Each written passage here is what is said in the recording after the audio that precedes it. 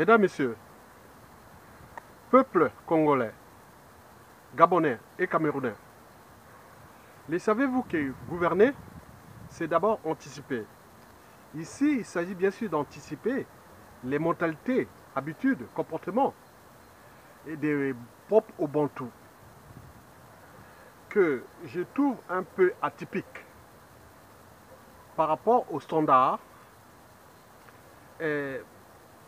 universels des peuples. Pour info, je vous informe que l'avenir ou le futur, c'est tout justement le passé et le présent qu'on ignore. Le saviez-vous que depuis 2016 jusqu'à nos jours, il y a eu 4 hold-up électoraux au Congo-Brazzaville en 2016, au Gabon pendant la même année, au Cameroun et en République démocratique du Congo en 2018. Bon, résultat, nous avions 2 présidents élus qui sont encore en liberté, mais sans trône. Et notamment au Gabon, avec Jean Ping, et au Congo-Kinshasa avec Martin Fayulu. Nous avions aussi eu 2 présidents élus et qui sont aujourd'hui emprisonnés. Il s'agit bien sûr du général Jean-Marie Michel Mokoko au Congo-Brazzaville et du professeur Maurice Kamto au Cameroun. Sans qu'aucune réaction, action collective, c'est-à-dire l'action d'un peuple collégialement. Parce que ailleurs, je vous informe que les gens seraient déjà soit dans la rue ou seraient dans les processus de désobéissance civile jusqu'à arriver à la table des négociations. Mais paradoxalement, chez nous, le pouvoir n'est plus du côté du souverain peuple, mais du côté de ces régimes dictatoriaux. Alors, pourquoi au Congo, Brazzaville, au Gabon, au Cameroun, au Congo-Kinshasa, nous n'arrivions pas collectivement à s'entendre ensemble pour faire partie de ces dictateurs?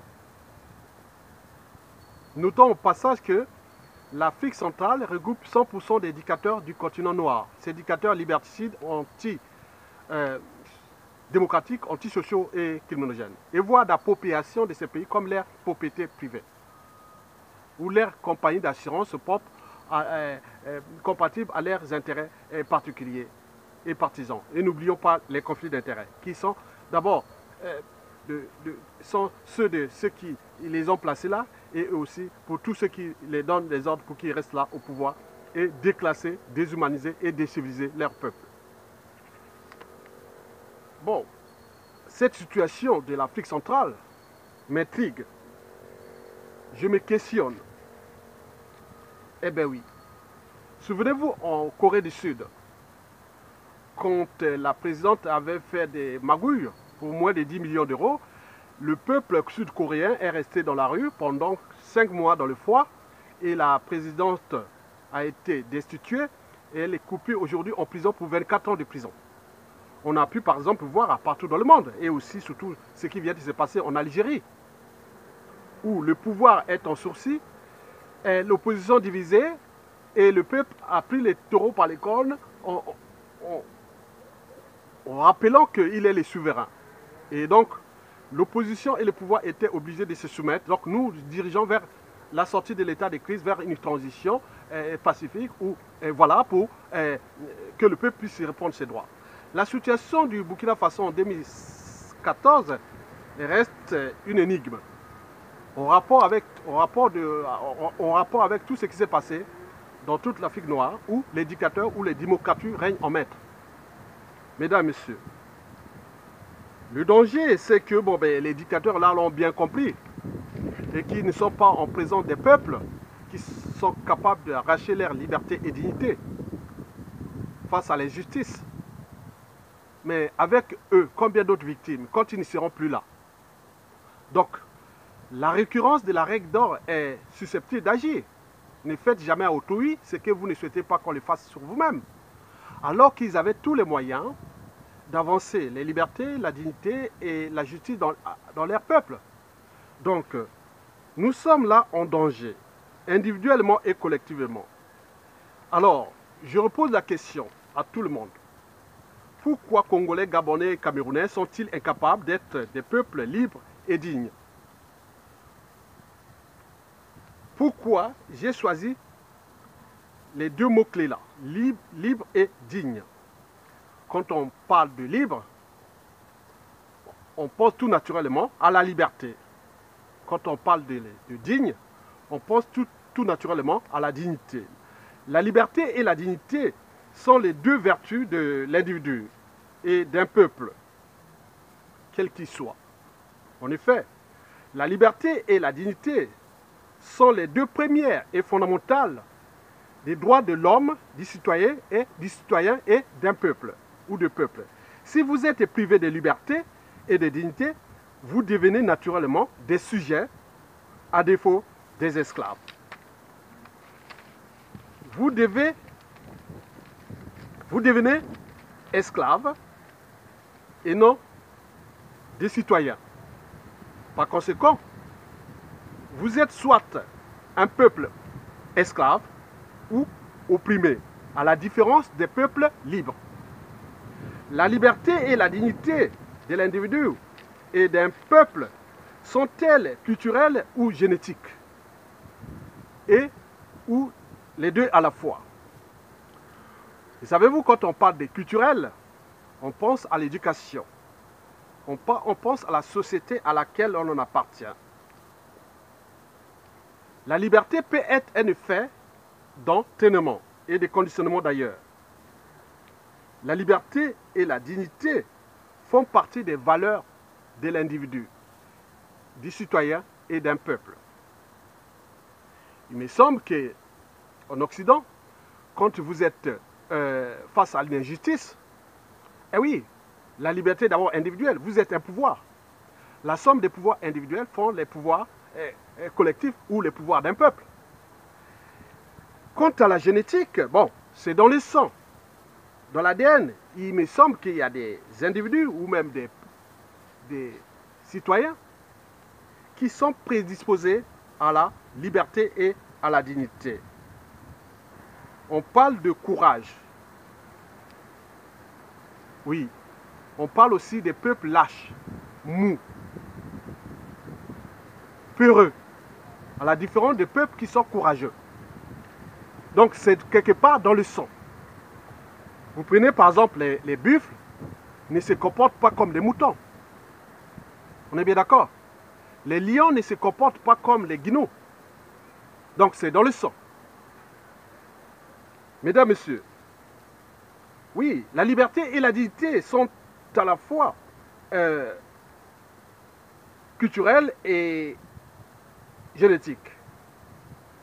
Parce que quand vous voyez ici la société occidentale, c'est un cas d'école. Quand il arrive à une situation d'injustice, ils s'indignent, ils se structurent, s'organisent et souvent ils agissent. On ne lâchera pas.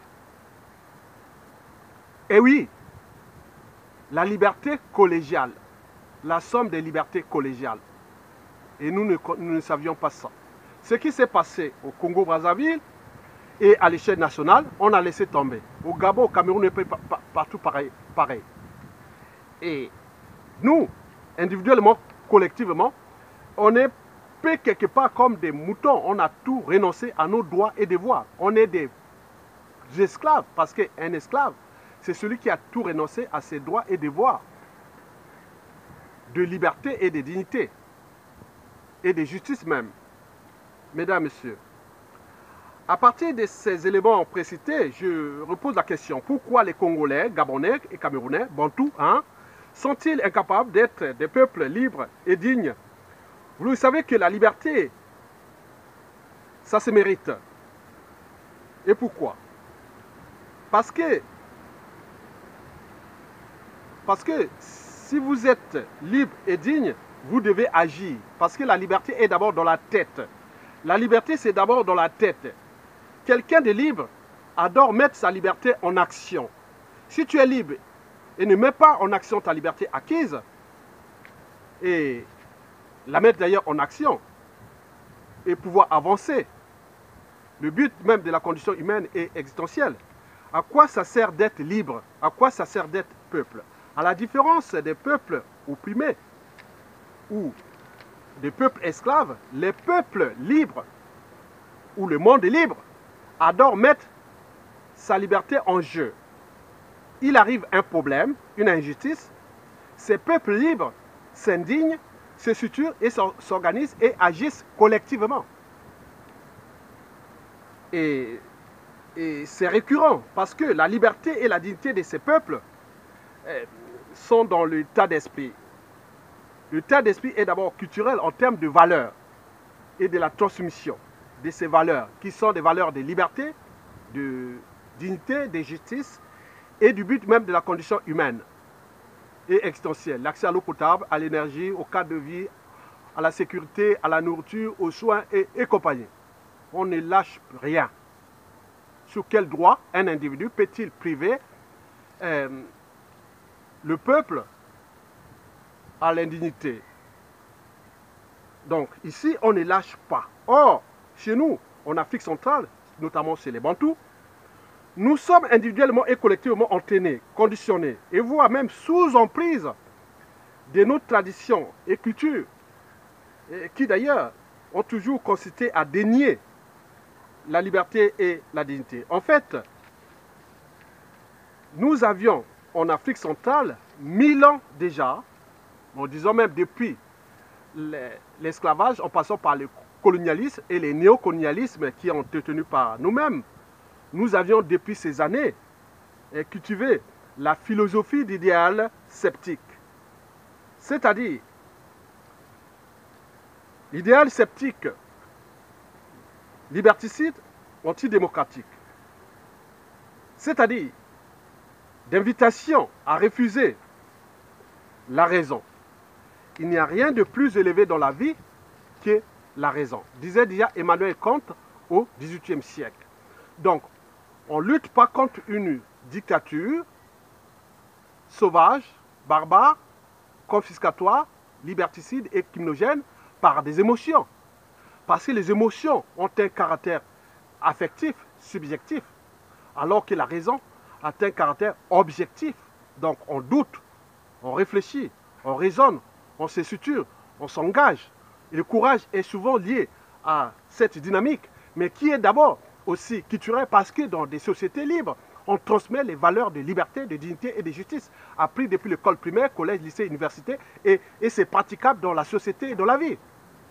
Il arrive une injustice quelque part. Il suffit d'un seul message quelque part, tout le monde est mobilisé. Mais nous, on dit à qui est tout, c'est qui, c'est lui, il est de quelle tribu, il est de quel pays et autres. Mais dans ces conditions, il est sûr et certain que vous êtes broyés. Bien entendu, nous, on a cette idéale philosophie sceptique d'invitation à refuser l'esprit critique, parce que la critique aiguise l'intelligence. Ici, dans la critique ici, chez les peuples libres, on additionne et on multiplie les talents. Mais hors chez nous, on soustrait ou on divise les talents. Donc en mathématiques, il y a ces 4 règles. Mais si vous fonctionnez que sur la règle de la division et de la soustraction, il est sûr et certain que vous êtes des peuples qui vont certainement être des peuples esclaves ou autres, ou des sujets. Parce que s'il suffisait d'obéir aux lois injustes, à un pouvoir injuste, les sujets d'une tyrannie, connaîtraient-ils la liberté, la dignité et la justice même? C'est un vaste sujet philosophique. La problématique ici est à la fois anthropologique, politique, sociale, morale et voire existentielle. Mesdames, Messieurs, nous ne savions pas respecter des règles communes, institutions, constitutions et autres.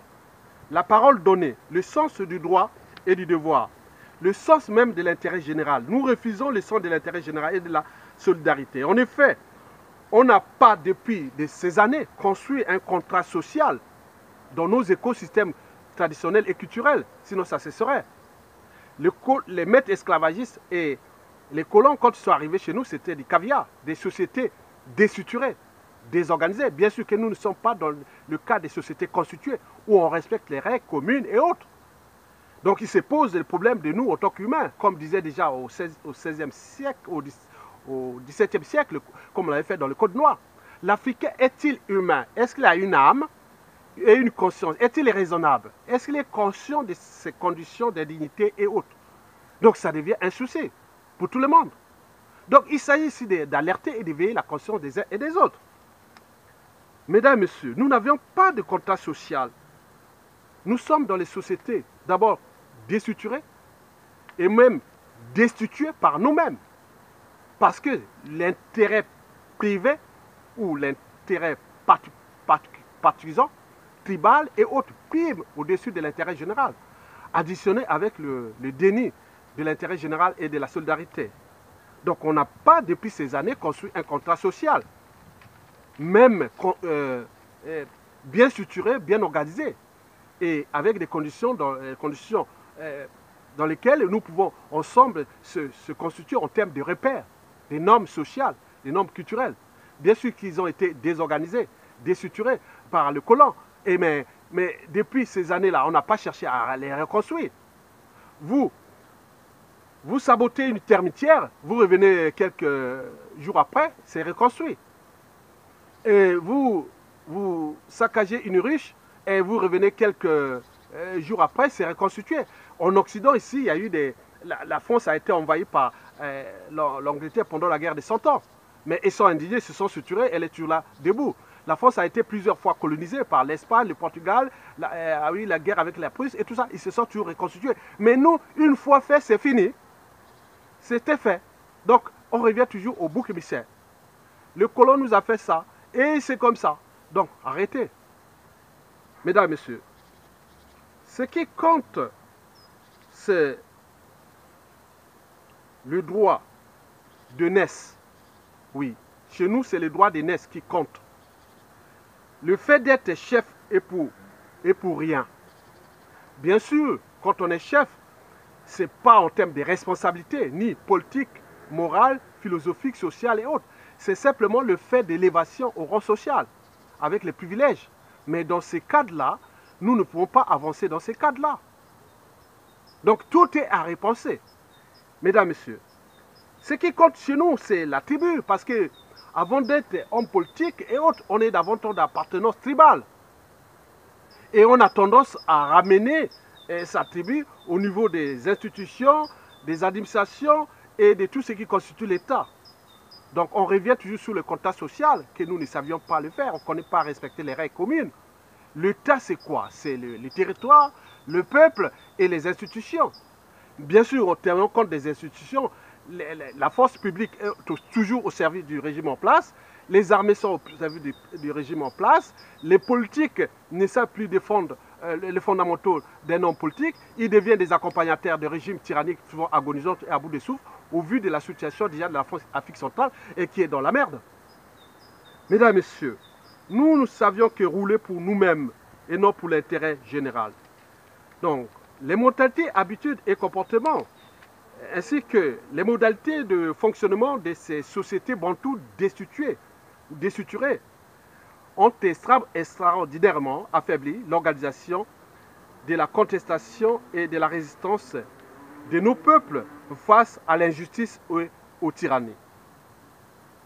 Et avec les tyrans, combien d'autres victimes, au moment qu'ils ne seront plus là. On voit d'ailleurs que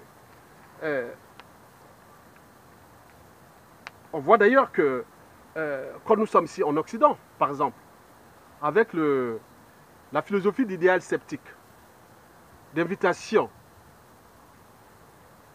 à refuser le Poguin, a refusé la transformation de nos sociétés. On voit d'ailleurs ce que ça donne. Prenons les cas des diasporas d'Afrique centrale ici en Occident. Bon, quand vous invitez les Gabonais ou même les Congolais ou les Camerounais et autres face à l'injustice, face aux situations que nous avions connues, vous vous retrouvez souvent avec combien de personnes? Combien y a-t-il d'Africains d'Afrique centrale, ici par exemple en France? Mais quand on mobilise, on se retrouve avec moins de 1000 pour l'ensemble de ces pays. Déjà dans la sous-région du bassin du Congo, nous sommes plus de 100 millions. En Occident, nous sommes plus de 1 million. Mais quand on appelle les gens, on se retrouve avec 300, 500 personnes. Donc il y a un déni de la liberté. Bien sûr que la liberté, la dignité, c'est dans la tête. Ailleurs, il arrive une situation de terrorisme et autres. Dès qu'il y a un message, on ne le lâche pas, ils s'indignent et ils agissent. Mais nous, rien du tout.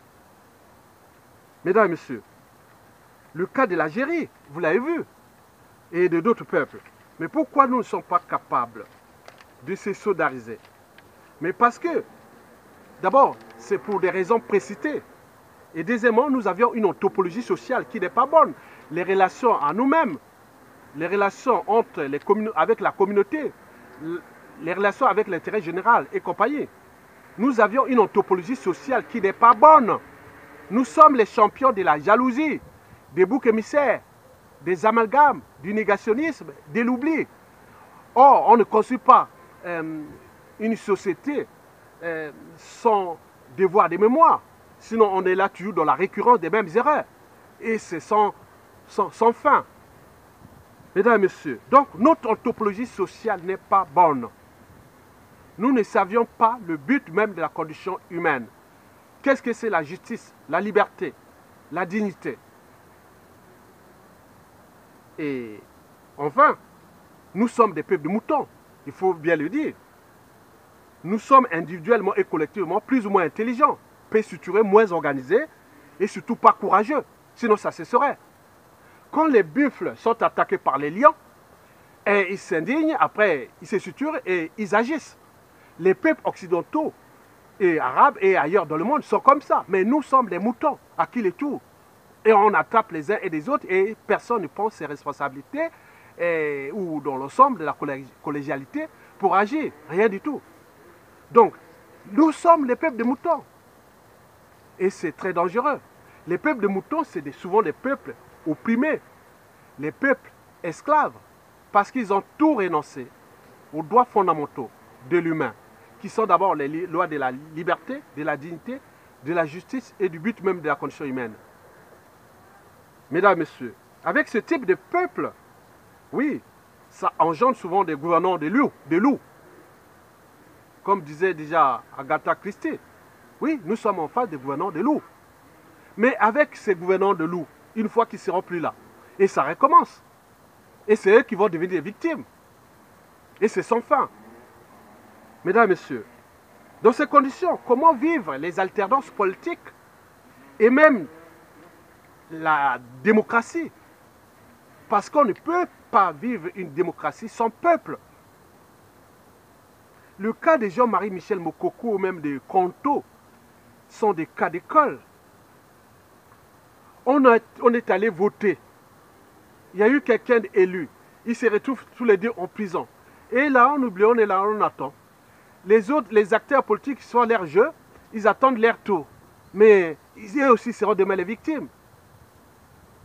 Déjà, la méfiance et la défiance est totale entre nous, en tenant compte des problématiques précitées et de la crise des civilisations des tribus et compagnie. Mais c'est un bouillon de culture antidémocratique. Mesdames, Messieurs, le problème est d'abord éducationnel. En termes d'abord de transmission des valeurs, de liberté, de dignité et de justice et du but même de la condition humaine et voire existentielle. Mais pour commencer, il faut d'abord que nous puissions ensemble d'abord s'affranchir de ces monstres-là. Mais comment? Donc la situation est dans le statu quo. Donc les pays sont en train d'être déclassés, décivilisés et déshumanisés. Les peuples aux arrêts, les pays surendettés, des prières annoncées. Mais la faute à qui? La faute n'est pas du côté ni des gens politiques, ni des pouvoirs en place. La faute est du côté du peuple qui a tout renoncé à ses droits et devoirs de liberté, de dignité et de justice. Donc, pour repenser nos modes d'organisation politique, il faut que nous, peuple, nous puissions reprendre d'abord notre pouvoir. Parce que le pouvoir est d'abord individuel. C'est la somme des pouvoirs individuels et qui font les pouvoirs des citoyens. Parce que citoyen, c'est d'abord être libre, être digne et se battre, et même pour les causes perdues d'avance. Quoique rien n'est perdu d'avance. Donc il faut se battre. La vie, c'est un combat. Mais pourquoi ceux qui l'ont renoncé et les dictateurs sont là? Mais eux, ils seront aussi victimes. Parce que je vous l'ai dit que, avec ces genres de peuples, Paul Biya, et les Bongo, les Sassou Nguesso, et les Kabila et autres, au moment que ça va changer, et tout va recommencer. Donc nous, le but est d'éviter ces gens-là, s'ils ont encore une conscience, en écoutant cette vidéo, que le processus de transition politique doit être engagé. Pour que nous puissions ensemble restaurer d'abord nos modalités, habitudes et comportements, et surtout nos états, et autres trouver des dynamiques de synthèse, d'arbitrage, pour que nous puissions voir le sens même de l'intérêt général. Tant qu'à faire, mesdames, messieurs, je vous remercie.